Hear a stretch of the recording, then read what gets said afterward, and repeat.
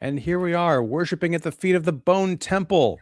Well, not really, but we're here to talk about the Bone Temple. That being 28 years later, the Bone Temple, aka 28 Days Later Part 4 or 28 Days Later Part 3.5. I don't know how you classify this movie. All I know is it didn't do well this weekend at the box office, despite a very high critics score, some pretty good word of mouth. But the last summer when 28 Years Later came out, directed by Danny Boyle and written by, oh my gosh, I'm blanking on his name, Alex Garland. Yes, that movie made $30 million, I think, opening weekend. This follow-up by Nia DaCosta made 13. Not promising, especially because this is the middle part of a supposed trilogy. But David and I, David Fowley of Keeping It Real, we are here tonight to talk about why you may have slept on 28 Years Later, The Bone Temple, because this is, I think, a pretty tremendous movie. And as we saw it together, as we were walking out of the auditorium, I was just baffled, thinking, how can we be this early in the year watching a movie this goofy and unexpected, with it possibly making somewhere in the region of the top 10 list? And yes, I think it's that good. It's unconventional. It is unlike, I think, the previous films in the series, and that's a good thing. And it's also kind of upsetting to me on a personal level, because I got all the way to the end of this film completely forgetting that there was going to be another installment. Right. So when I realized, oh, they're not going to wind this thing down, we've got another 2 hours to go, I was a little bit disappointed. For me, this could have been, if they had added 20 minutes to the beginning of this film to explain some of the characters and the world they lived in, you could have done completely without the previous movie and just had this be the capstone to the 28 days, months, or weeks, years series. David Fowley of Keeping It Real, welcome. How you doing, sir? Doing good. All right. I was just before I hopped on this episode here, I read something that was just made me roll my eyes and made me even more mad about the opening weekend here. Is that apparently I guess there's a lot of people who really, really, really, really love Avatar: Fire and Ash, because they are encouraging everybody to continue to go back and see it again and again and again.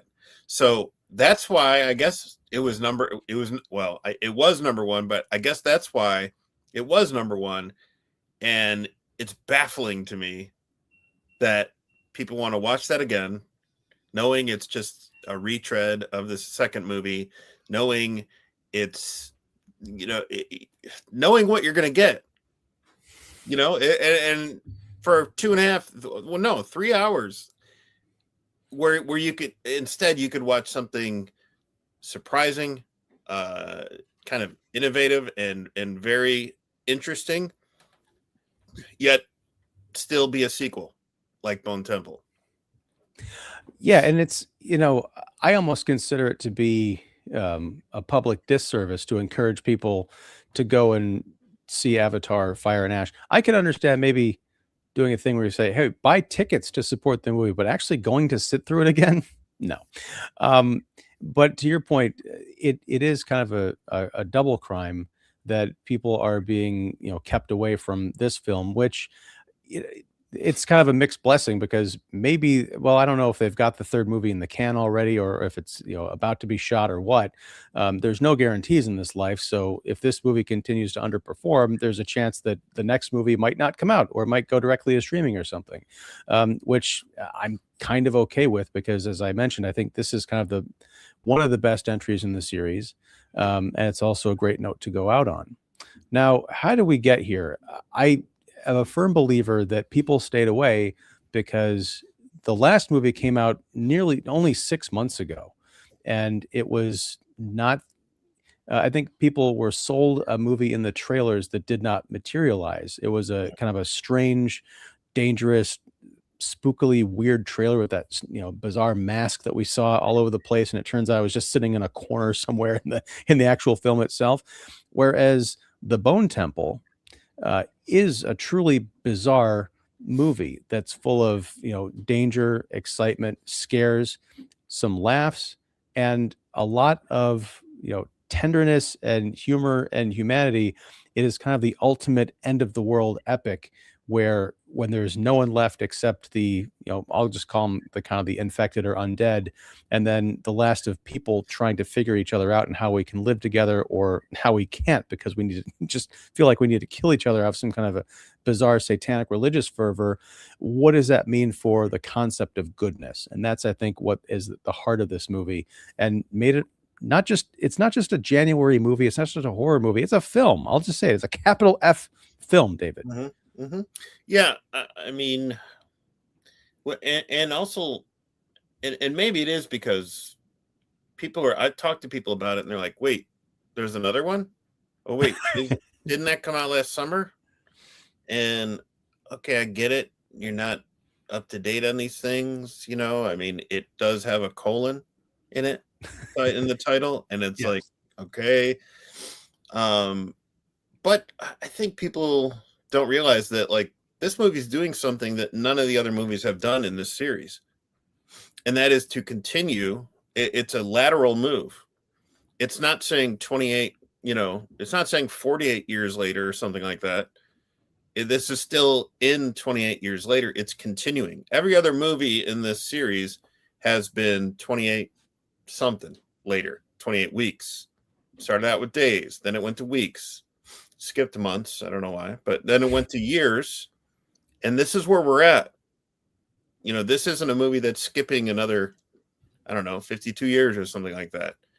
And this is where we're at with these characters that were introduced last July. And I think that's, to me, it should be intriguing. However you felt about, the last movie, I think Danny Boyle still, Garland and Boyle still made a banger of a movie in last year's sequel. And I think they introduced a lot of very interesting things. And, from a, art filmmaking perspective, they did a lot of really cool things too. I understand why some people didn't like it, but I know a lot of people were high on it.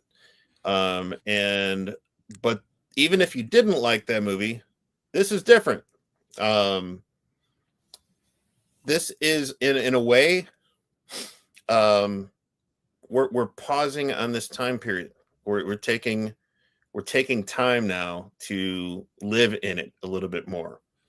And I think DaCosta is able to do her own thing as a director. Nia DaCosta, who directed The Marvels and Candyman and the recent Hedda. They didn't say just, hey, do what Danny did. Do what Danny Boyle did. No, they said, do your thing. Do what you want to do. And I think what's interesting about that is it's hard to separate the fact that she didn't write this movie because it feels so different than the last one. I mean, Alex Garland has written all of these. Sure.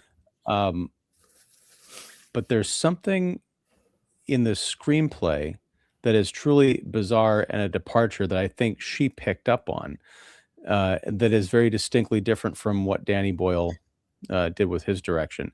This is a lot more controlled. There's not as much of that crazy kind of MTV style zombie editing and incorporating of like, weird archival, footage and things like that. It's a more straightforward story. And, I was talking to Mark Krachek about this. He wasn't able to join us tonight.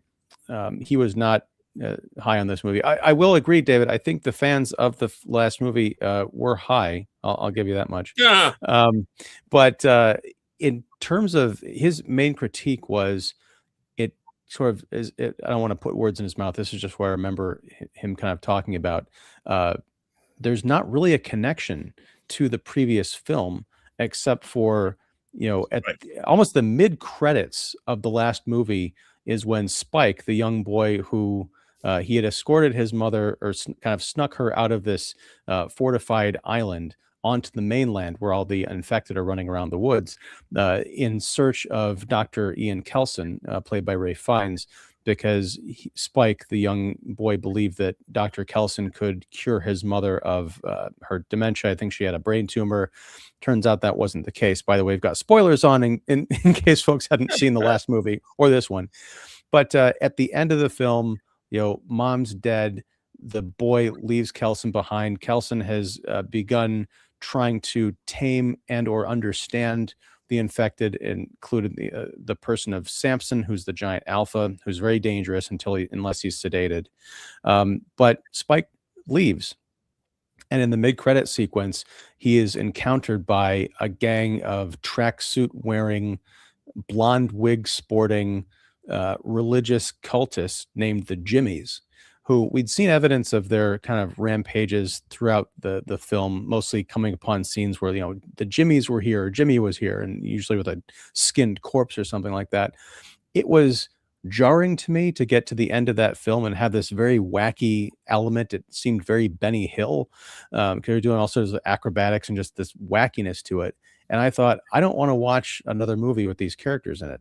But the genius of DaCosta / Alex Garland is that you turn Jack O'Connell's Jimmy, who's the leader of this gang of 7 minions, and him as kind of the head of this satanic cult gang, into a chilling, charismatic, but very weak on the inside villain who had a hold over his people. It's very, Manson family, very, Jim Jones, kind of controlling these much younger disciples as they go throughout the wastelands, killing zombies and, doing awful things to whatever survivors they can, they come across.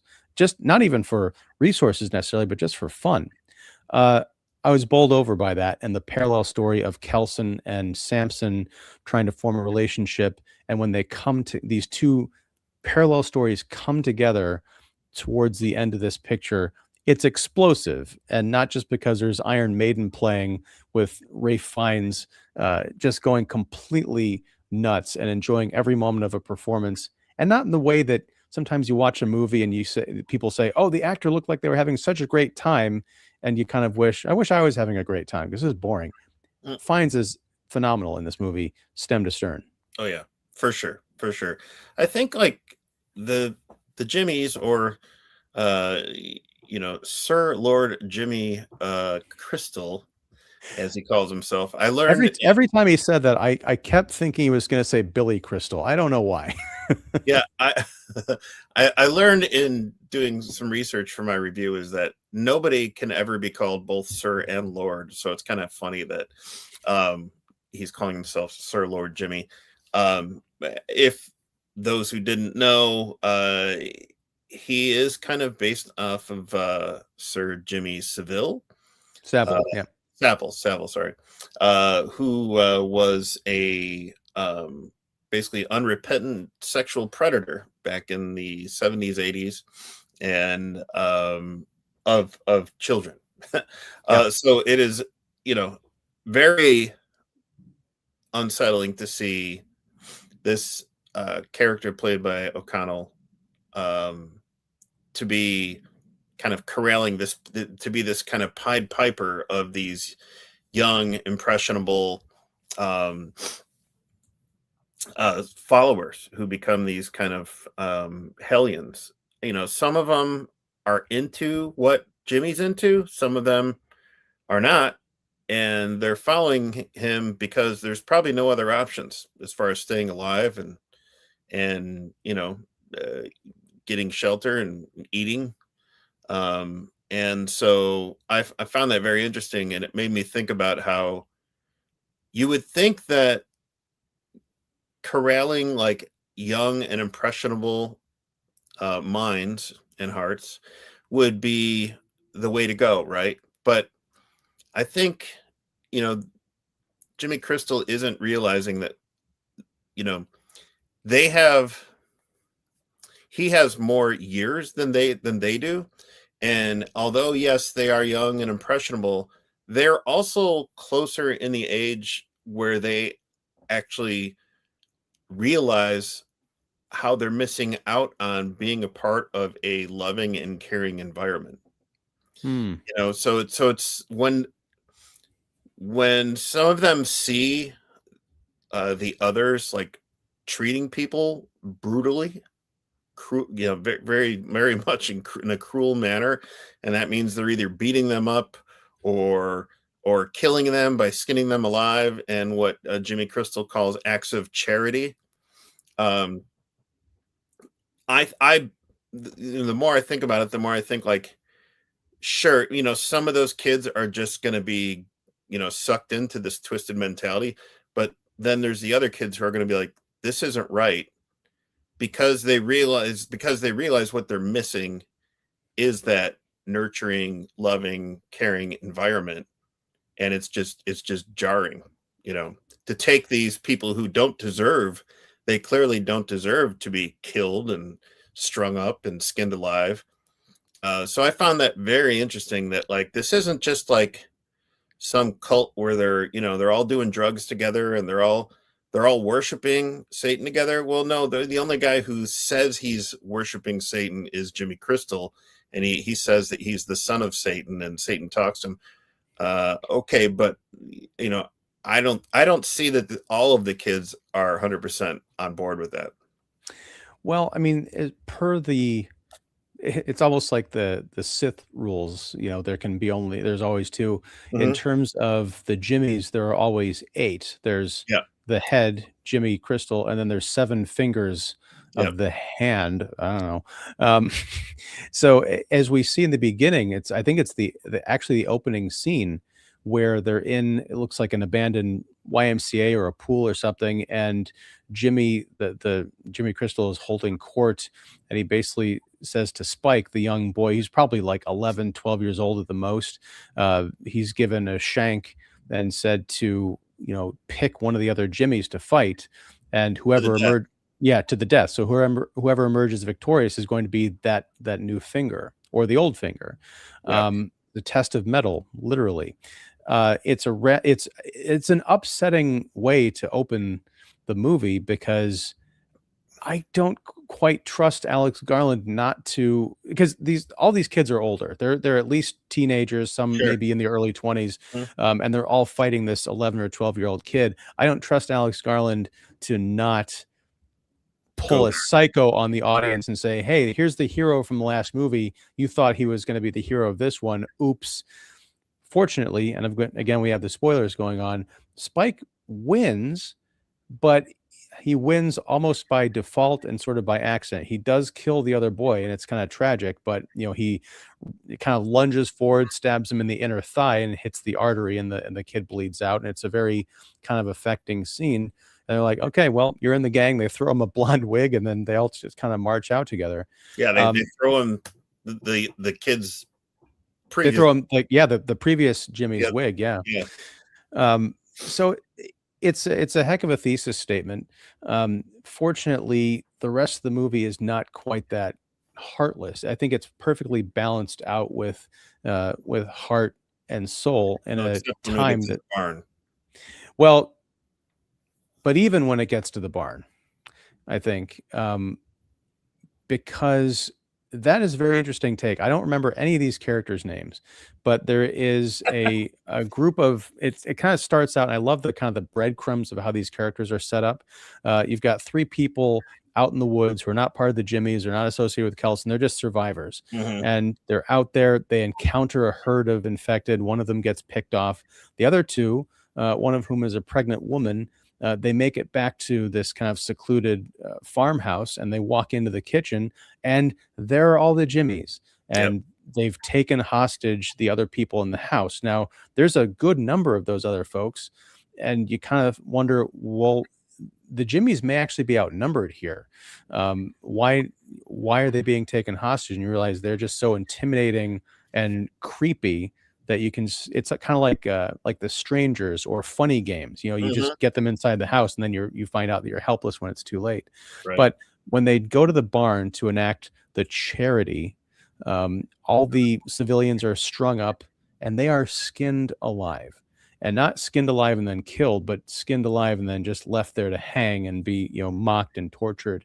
But the pregnant lady, she had escaped, and she was hanging out in the loft of the barn watching all of this. And her dilemma is, do I try and do something? Do I say something? Do I run? I can't really run because that would put me in danger, and also the child that's inside me. Yeah, it reminded me of Rob Zombie. Mm-hmm. It was like something out of House of a Thousand Corpses, or more precisely, the Devil's Rejects, I Like you think. say, his movies or him in general? Yeah. Yeah, yeah, I think it is like sudden and brutal, and it just feels like very unpredictable. I for one couldn't tell where exactly it was going, and how far it would go, and that's a good thing, that keeps you at the edge of your seat. Yeah, I think the character's name, the pregnant lady, she was Kathy, and then I think it's her fiance who's puts up the most fight. His name's Tom, and that's actually Andy Serkis's son. Oh, really? Yeah. Okay. Yeah.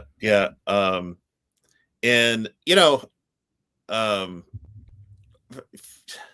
what's most interesting too about this chapter is it's very light on the infected.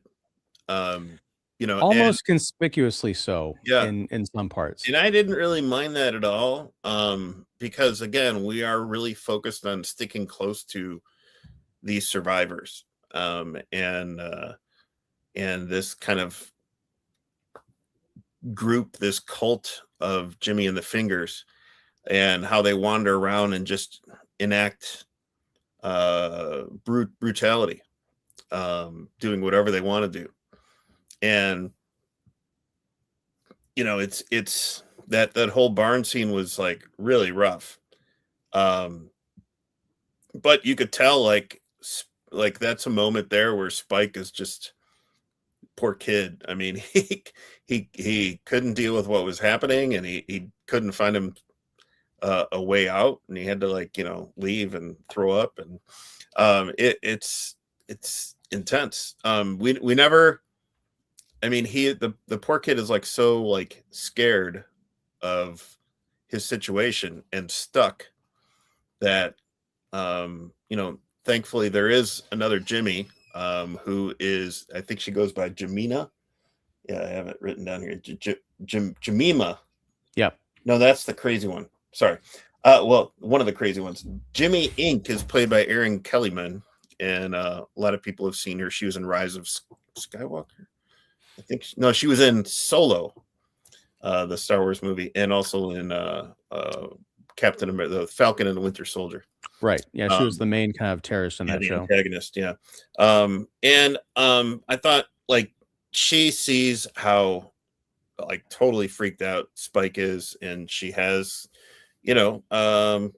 compassion for him, but also is trying to keep him alive and keep him make sure that he doesn't get out of line. Jimmy Crystal's just line of thinking. Yeah, I mean, and again, spoiler alert, but she and Spike are pretty much the only survivors out of that Jimmy gang at the end, and we will talk about how the end opens up the next movie. Jimmy Inc. is a very interesting character, and I hope that at some point maybe we'll get a flashback or something to talk a bit about what her life was like before this. I mean, she wasn't around before the zombie infection because she's probably only in her 20s, if that. Right. But just to find out how she was raised, how she got to be the kind of person that she is, because she is very complex. Initially, I think this was a trailer moment or featured in some highlighted clips of the scene where she's kind of storming down the trail and she encounters one of the infected and just kind of cuts its head off basically and keeps moving. So she's very kind of a cold-blooded killer, but she does have that bit of compassion, but she also knows how to play Jimmy, Jimmy Crystal, and kind of fight back against him, at least rhetorically, and disagree with him. And he doesn't seem to mind. So I was very interested in that dynamic. But it's not that her character is inconsistent. There's just this air of mystery about her. Like, why does she take to Spike? Is it that they haven't encountered a Jimmy initiate who's been that young before? Could be. I don't know, but there's almost like a pseudo messed up maternal instinct that kicks in at some point.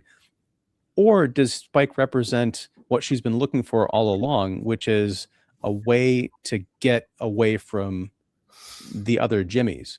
Yeah. Because it's hard being out there on your own, but if at least you've got one other person. I mean, that's why Spike, he talks to Catherine, the pregnant lady, who he's supposed to kill, but he lets her go.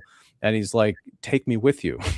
Yeah. And then she kind of double crosses him and then leaves. So I have a feeling she'll be popping up again in a future installment, which I wouldn't mind. Maybe. You know, I thought that was a great scene too, because, you know, after what just went down, you know, ain't no way a pregnant woman who's trying to survive in this world is gonna, you know, take in another kid who she thinks is probably about as, you know,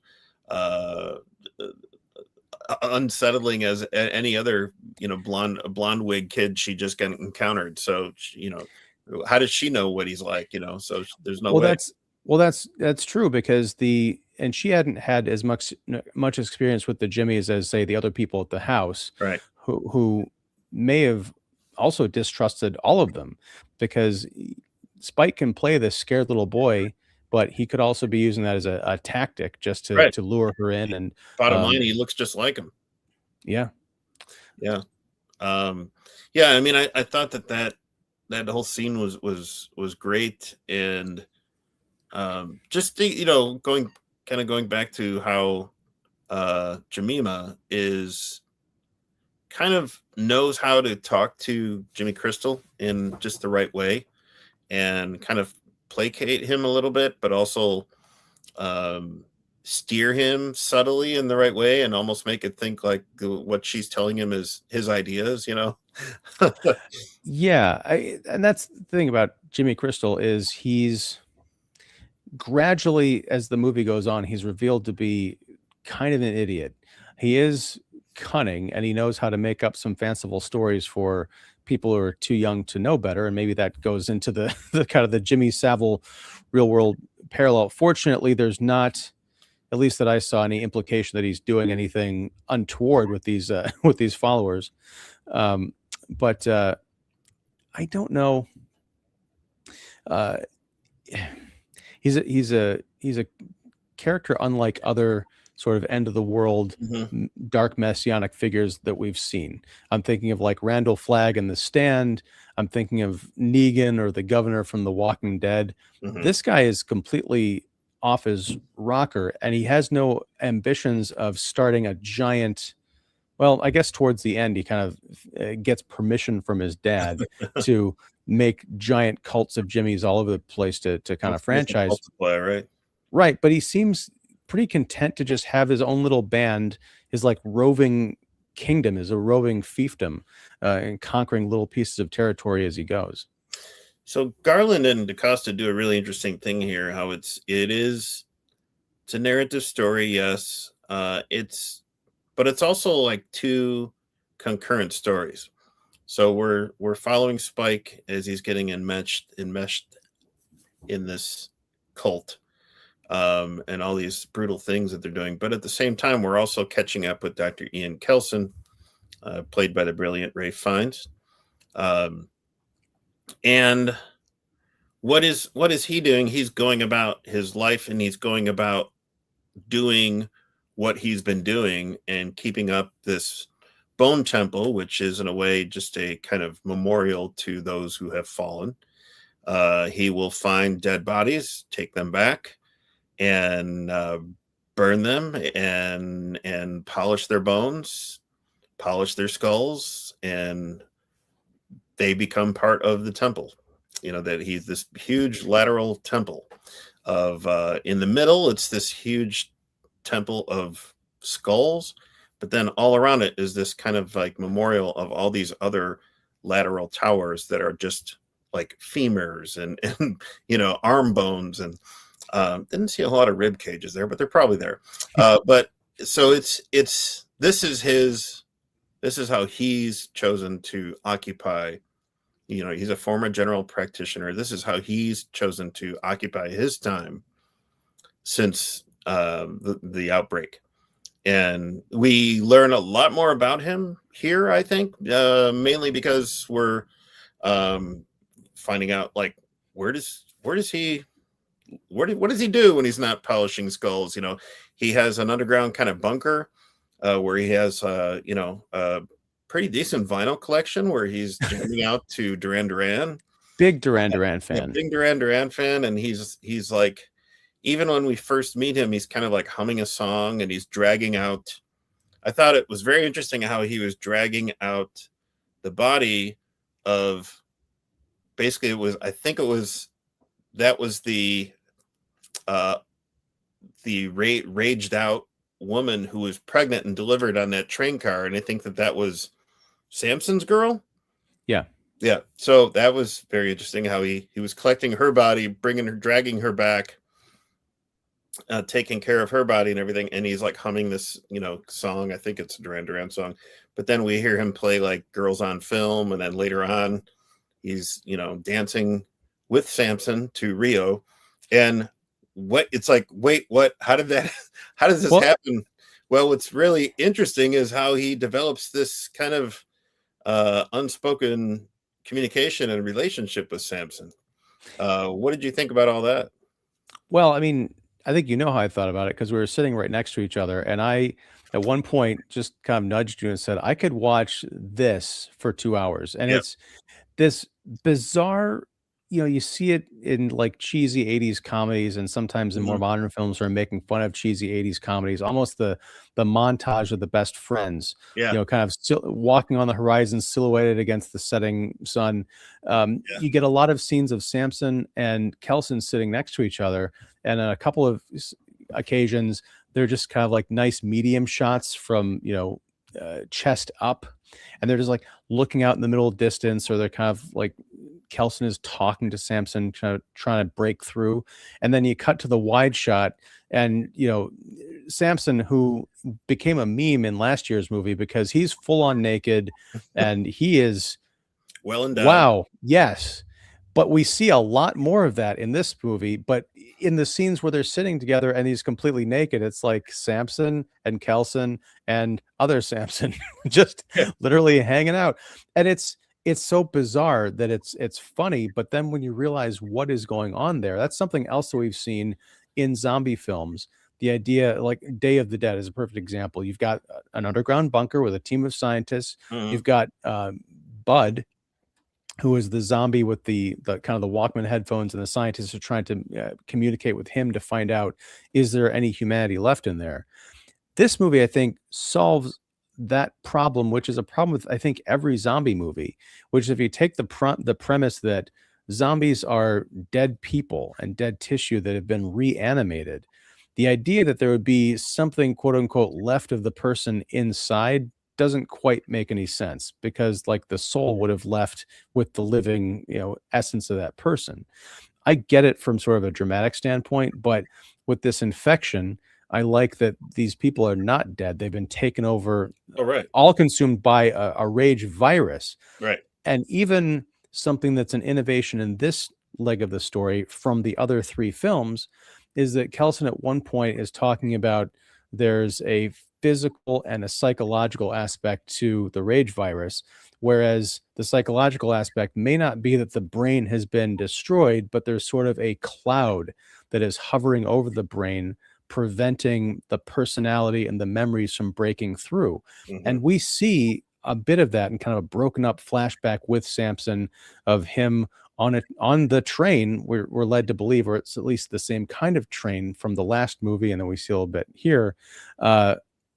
And he's, it's a non-linear flashback, which I like because it could have easily been him perfectly remembering everything in 4K, but he's remembering bits and pieces here, and some of it doesn't make sense because at one point he's just on the train with his family and he's like 8 years old, and then you cut to everybody in the train is like standing and looking at him all menacingly, and it cuts back to him, he's like 25, and he cut back to the people on the train and they're all rage zombies coming at him.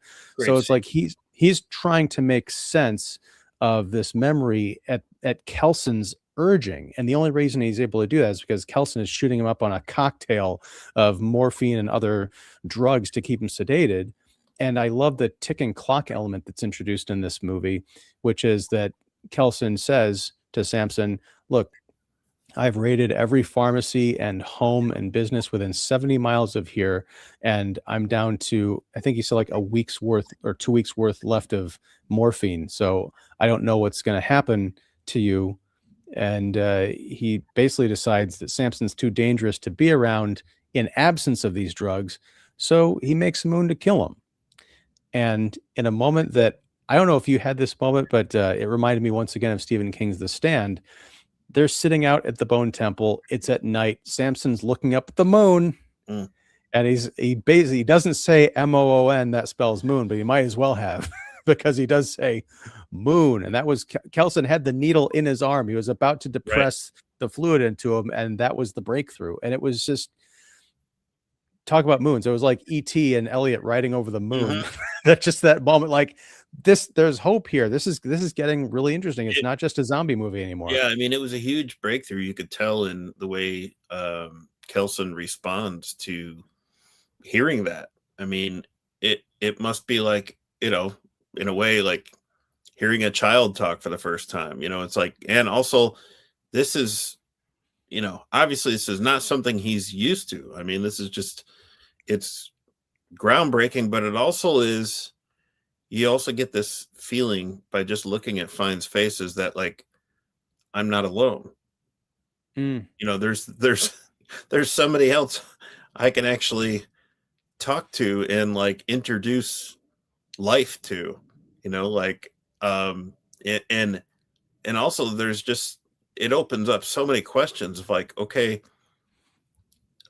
obviously the drugs I'm giving this creature, this huge behemoth, is working, but how is it working? How clear and lucid is he? And it's fascinating. Well, it presents a different problem, which I'm not going to say it's a cheat, but the movie kind of interrupts its own breakthrough when the Jimmies come into the picture. But had they not, Kelson would have been faced with a very different problem, which was, is this replicatable? Even if he had all the morphine in the world, he can't have like one-on-one weeks-long therapy sessions with individual members of the infected to try and bring them around, if that is in fact the solution. And we never quite find out how complete this reversal is, once again, because Samson has his own kind of journey and encounters Kelson and the Jimmies after everyone's been basically wiped out except for our Jimmy Inc. and Spike. So yeah, I'm kind of curious to see where this goes with the next movie, but I don't know. I'm not sure if they're going to continue any of these threads or if they're just going to be, oh, we're in this different location now with these legacy characters. And it's a time to it's going to be like the Rise of Skywalker, where JJ steps back in and says, like, I got to clean up the rest of this stuff because it doesn't make any sense. Oh Lord. I heard somebody refer to him as Jar Jar Abrams, and I was like, ooh. Oh yeah, that's an old knock, man. Yeah. Sorry. I'm catching up in these things. I thought like the way these two stories come together was very fascinating. We should say that Jimmy Crystal keeps on referring to Old Nick. Okay, and Old Nick is his father. Old Nick is supposedly Satan, and Old Nick is speaking to him and giving him, direction and visions, and then he relays that to his fingers. And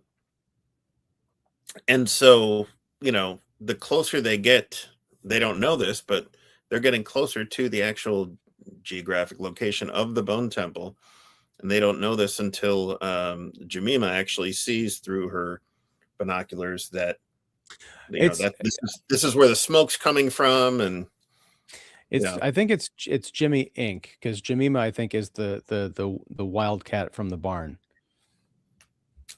Oh, you're right. You're right. No, it's Jimmy Inc. You're right. You're right. Okay, but it's confusing because I swear that Jimmy Inc. was referred to as Jemima, but maybe the other Jimmy was just referencing her while talking. It's very confusing because all the characters. Aaron Kellyman plays Jimmy Inc. You're right. So Jimmy Inc. looks through her binoculars and sees like this is where the smoke's coming from the Bone Temple, from Kelson doing his work, and then she sees him, and now he's a guy who is mostly wearing a tank top and shorts and army boots, but is covered in iodine. So he's like all red.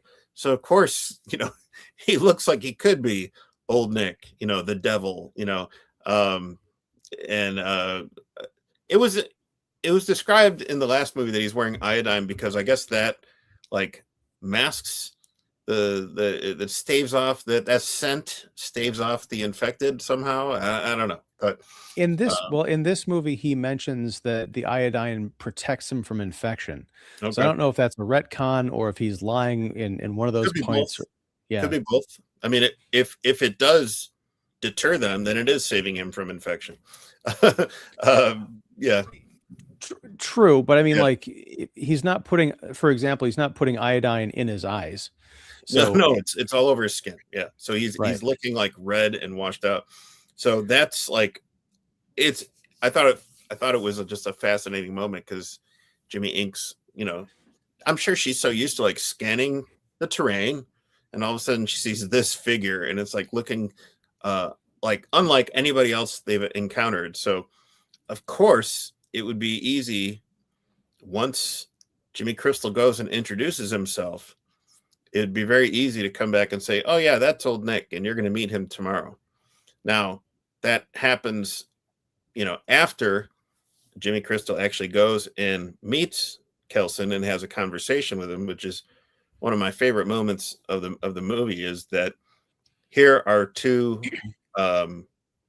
formidable characters. They don't know just how formidable the other person is, just having a sit down. And I think it's a very interesting thing because I don't know about you, but towards the end of what happens with Jimmy Crystal and how you think back to the very beginning of the last movie, how that's young Jimmy, towards the end, and at least for me in this moment when they're sitting down and having a conversation, I'm actually starting to like have a little bit of empathy for Jimmy Crystal.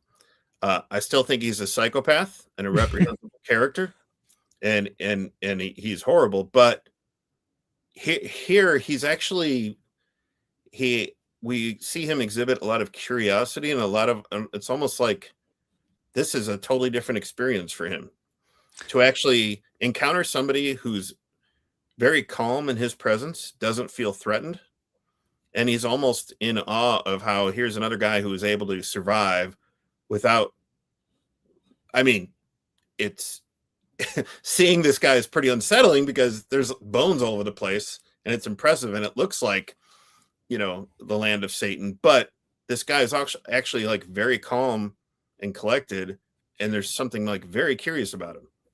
Well, I think that because Kelson has been isolated, as far as we know, in his bone temple, building it for however many decades, he's gone out like on these raids, it sounds like, to try and find supplies, but it doesn't sound as if he has encountered the Jimmy graffiti or the evidence of their savagery throughout the land. So he doesn't have any reason to be afraid. There's just this guy who kind of wanders up. He's in a tracksuit, kind of smiling and, making, small talk with him. But you can almost see the moment where Kelson realizes, oh, this guy is real trouble. And you're never quite sure. But I think the other thing that makes it such a cool dynamic is that you also get the feeling that Kelson is probably the smartest person, the most learned person that Jimmy or the Jimmies have come across. So there's almost a battle of intellect versus, raw savage cunning and evil, because Jimmy convinces, or he basically asks Kelson, he's like, look, I've got this group of people. They think that my father is the devil, and they think that you are my father. So tomorrow I'm going to bring them by, and I need you to convince them of that. And if you don't, I think he said, I'm going to take your intestines out and feed them to you. Well, I think too is, right away, Kelson realizes that if he has a following, if Jimmy Crystal has a following as he's mentioned, then he could easily be overpowered. So and he doesn't really right then and there. He doesn't really know how many followers this guy has. That's true. But he's like, okay, I gotta follow along with this request, but I also gotta prepare. And we talked about the montage of like Samson and Kelson, getting to know each other, developing this bromance. There's a great just montage of like Kelson in his own way, like getting ready, for hit company.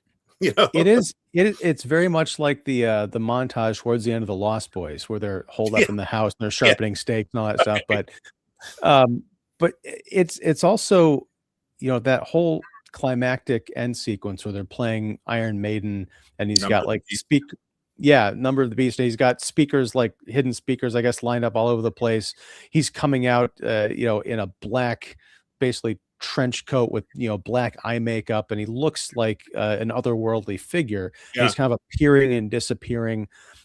You get the feeling that because he's got all these albums and he knows what albums are, and he knows about sound systems and things, all of these things that were before the time of the infection. So playing up on the notion that if not Jimmy, then at least the people who are younger than him have no idea about this. It might as well be, it's like a rainforest tribe discovering the iPhone.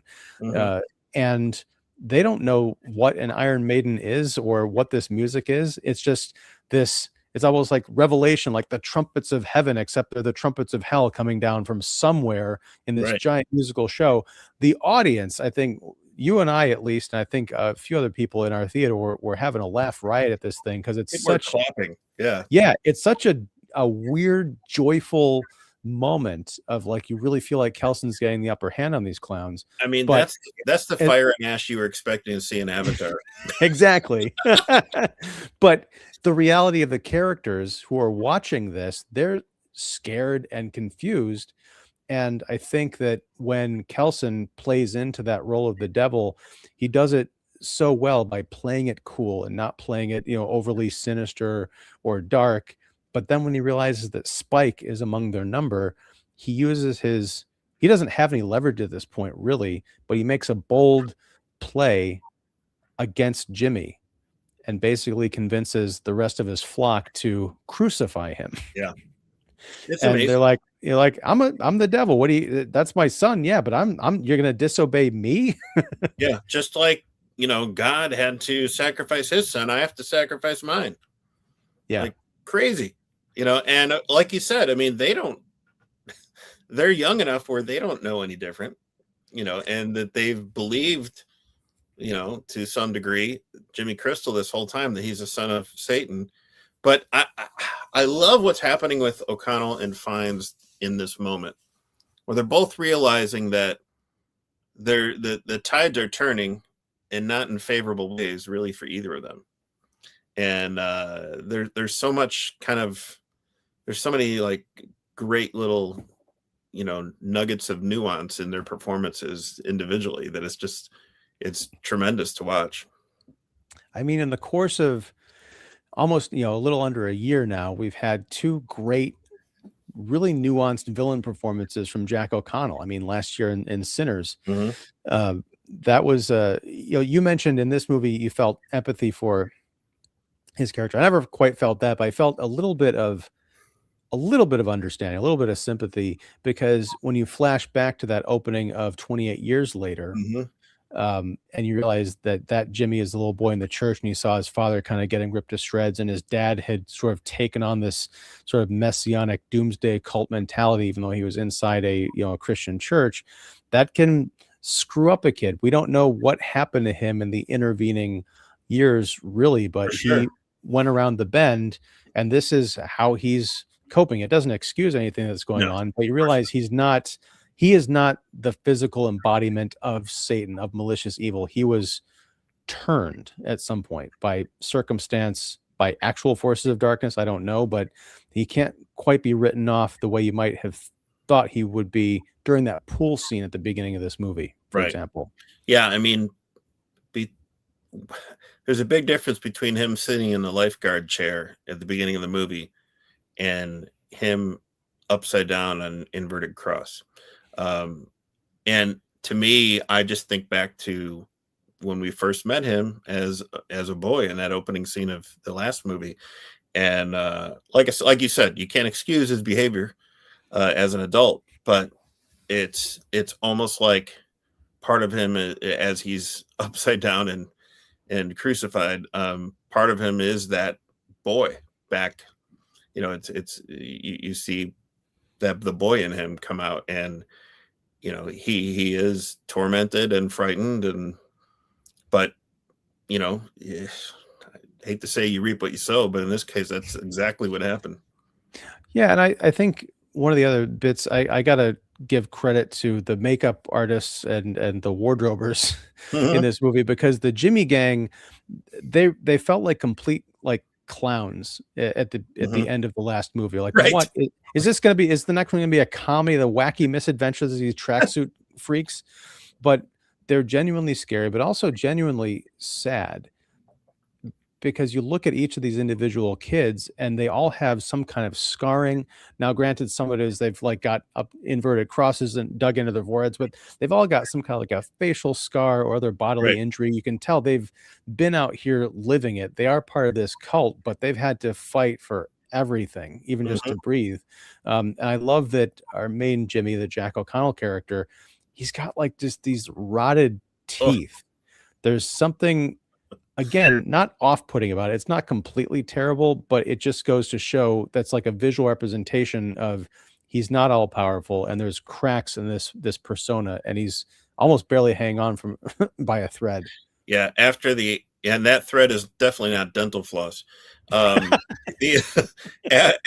the outbreak, all the dentists died really quick, obviously.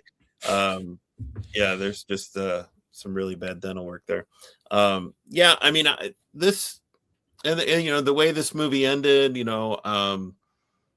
Samson does come back, but I love the way he comes back, because it's almost kind of like this kind of hallucinogenic type of form, at least from Jimmy Crystal's eyes, and it's almost like the creature coming back to the maker, in a way.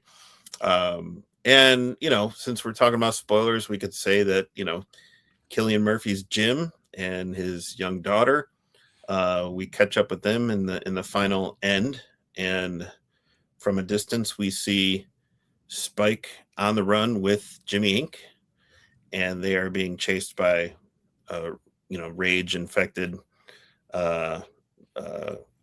predators, pursuers, and that's kind of like they're in the process of getting ready to help them out, and then cut the credits.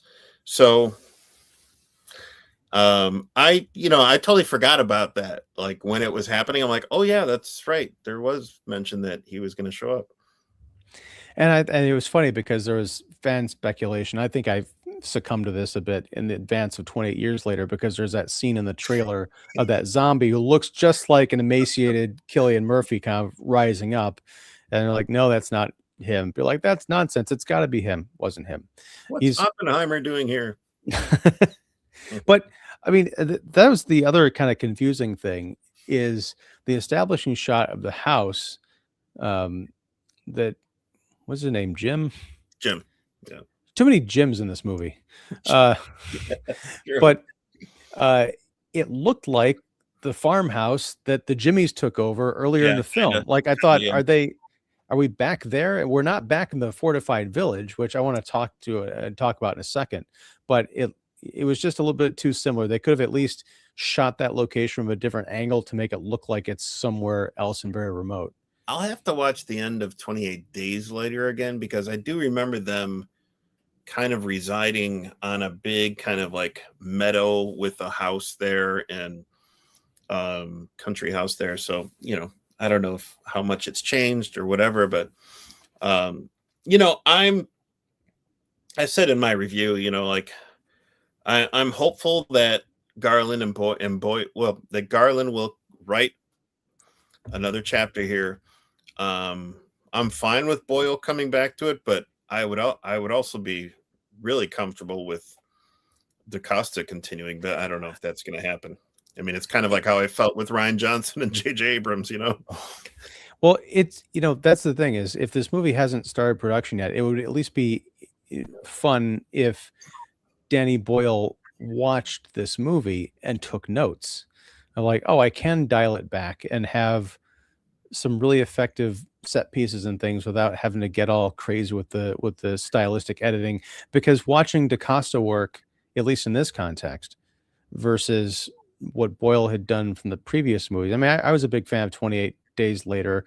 I didn't like either of the middle sequels, and I love this movie, but it does get kind of old. It's like, oh, this is your wheelhouse, and you're showing us that you can do it again. It's nice Yeah. to have a breath of fresh air, even just for the penultimate chapter. And this is a breath of fresh air for sure. And this isn't doing something that they've done before, which is really impressive, I think, for this being, I mean, even I would love to watch some like behind the scenes and listen to Boyle and DaCosta talk about how they were, how much did they discuss, passing the baton, how is this going to be different, and did And Garland also, write the whole thing, and just, DaCosta's like, I'll pick it up here.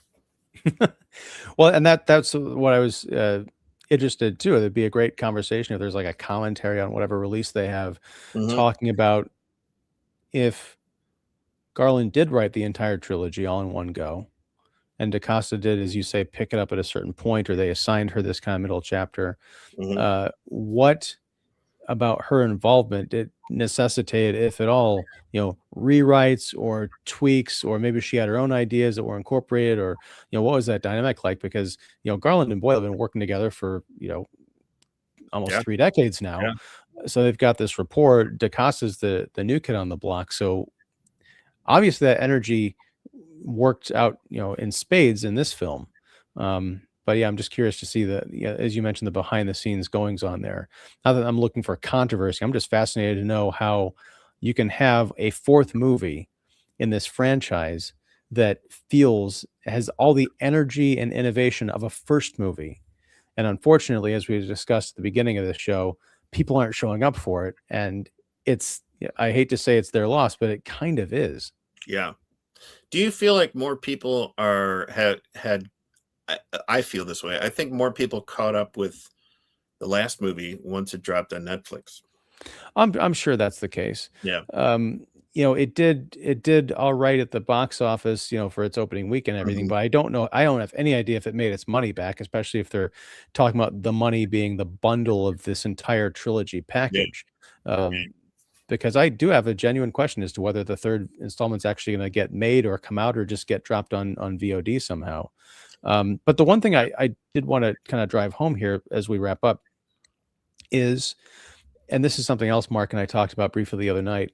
Uh, this movie is so disconnected from all of the problems from the previous movie, Mhm. as far as what's going on in the outside world, what's going on with Spike's father, because that was the big thing I had at the end of that. At the end of the first movie, or the last movie, they established, oh, this secluded island is fortified, and they have a code that you can go out to the island, you can come back, but if someone doesn't make it back, to the fortress, no one's going after them. They're stuck and on their own. I can understand that kind of, but when it's especially when it's Aaron Taylor Johnson's character from that movie, who is unscrupulous in a lot of ways, and he's a warrior, and he really cares about his son. There's nothing that's going to hold that guy back from going back out into the woods, maybe even sneaking out some kind of a search party to go get Spike. You would hope, right? And I'm wondering if that's going to be. I don't think they've announced anything about the third movie in the trilogy, but I would at least expect that they would address that kind of dangling participle. It would make sense. Yeah. Maybe Aaron Taylor Johnson's character runs into Kathy, the runaway pregnant gal, and I think I met your son, Damn it, David, that's probably the opening scene of the movie, honestly. Could be. We got some comments, don't we? Yes, we do. And much like last week, I think we talk about the cocktail of drugs that Kelson had worked up. I think that has spilled over into our internet comments. So we're going to go through these. One of them I'm not going to read because, wow. Esther Garcia 8674 says, "You are a chicken nugget." All right. I don't know which one of us is the chicken nugget, but that's fine. I don't know. Maybe you could be the chicken. I'll be the nugget. How's that? I want to be the nugget. This is brutal, man. I don't know if that speaks to the agony of listening and watching us, or just yes, because there's the follow-up question. What am I hearing? I don't know. How did I get here? You may find yourself. No. Sajiwa drops by for a bit. Have not seen this movie yet. Tired of zombies. Yeah. Tired of zombie stories, but a lot of people are not. So I guess this is for them. You're in luck. These aren't zombies. They're not. Don't go there. They're not. Well, no, that's the thing. They're not zombies. But then again, I don't know that as we kind of discussed before with my problem with the idea of personalities being trapped and discoverable inside of actual dead tissue in the traditional zombie movie, I think this idea makes more sense than any of that stuff. For sure. Yeah. I did watch many seasons of that one zombie TV show. I assume you mean The Walking Dead. Yes. That was pretty good for a while. Violent, however. Yes. It's a violent world. Every temple is a bone temple, I guess. A lot of religious places have to do with death. Sounds like a song. Cheryl Grosser 8443 says Jennifer Grosser. Okay. Is that like it's almost like Jennifer is Cheryl's daughter and she's like scolding her? Yes. Get off YouTube. Jennifer Grosser. Yeah. Come clean up your room. Take the trash out. Stop bed rotting. All right, I'm not going to read this comment from Tricky Octopus 9563 because there's a really bad word on there that would not be friendly for YouTube. But the world needs comedy, Sejua says. When the world is taken over by zombie-type creatures, comedy becomes more valuable. And honestly, that's what's kind of amazing about this movie is there are parts of it that are genuinely funny and not in a cheap way. But also tender and, like you said, full of humanity. So very surprising. Yeah. Going back, I keep bringing up The Stand, but there was that song. Is it Tears for Fears? No. Hey now. That's Crowded House. Yeah. Crowded House, right? That's the opening to one of the installments of that TV miniseries, and it's where the world is ended, and it's kind of a montage of the dead bodies everywhere. Don't dream it's over. Yeah. I got that same kind of vibe here when they played Duran Duran's Ordinary World. Oh my gosh, yeah. Yeah, so good. Yeah. And then lastly, a question from Chris Dizzik 9403. Wait, you're going to read this and not the other one? Come on, this is just... Is that Ted Cruz? Well, yeah, because he didn't... There's a P word in that other comment. I'm the good Ted Cruz. I'm the good Ted Cruz, I guess. The good Ted Cruz. I'm more of like Mandy Patinkin than Ted Cruz. There you go. Although I hear Mandy Patinkin is not the nicest fellow. I've heard rumors. I don't know. But he's great as Inigo Montoya. Yeah. Anyhow, I'm going to prepare for this live stream today as we bid farewell to 28 years later, the Bone Temple. David, do we and I guess this all depends on performance and other factors, but has there been an announcement as to when the third chapter is supposed to come out? Like, is it going to be June? I don't know. I imagine it's written. I just don't know like what's gonna happen. I hope it's made. I hope they're not just waiting on this movie to. I don't even know if it's gonna break even. Let me look really quick here. I don't even know if the last one broke even. I mean, this was budgeted at 63 million. So far, it's only made 31.2. But that's it's only opening weekend. But